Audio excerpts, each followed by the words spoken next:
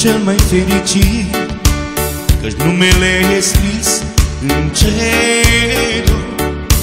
Spre cer călătoresc, la Domnul mă gândesc și despre El la toți mărturisesc. Domnul e păstorul meu, nu mă tem de niciun rău. La ghețoare sunt condus, minunat al meu Iisus. Fie ploaie, fie vânt, în furtună am uscut, Domnul e păstorul meu. Fie ploaie, fie vânt, în furtună am uscut, Domnul e păstorul meu.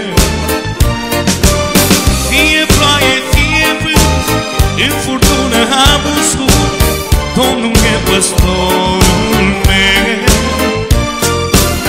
Fie ploaie, fie vânt, în furtună am uscut, Domnul e păstorul meu.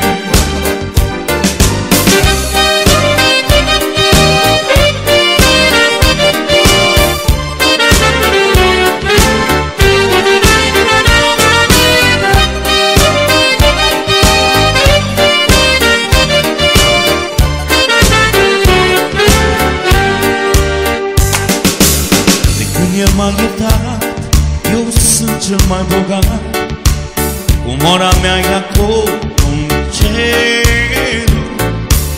Mai am și încercări, necazuri și dureri, ce mă conduc spre binecuvântări.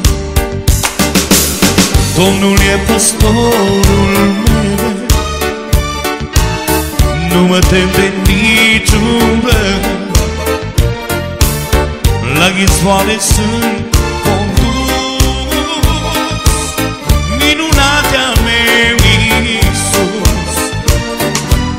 Fie ploaie, fie vânt, în furtună am uscut, Domnul e păstorul meu. Fie ploaie, fie vânt, în furtună am uscut, Domnul e păstorul meu.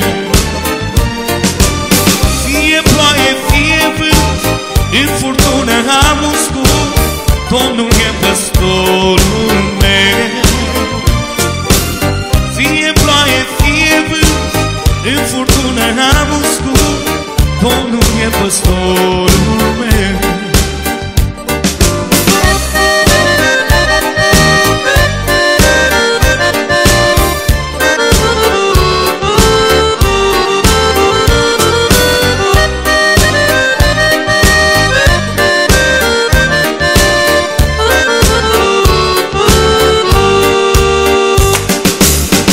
Harul meu e plin cu pace și senin, și în îndurarea mă stoțește.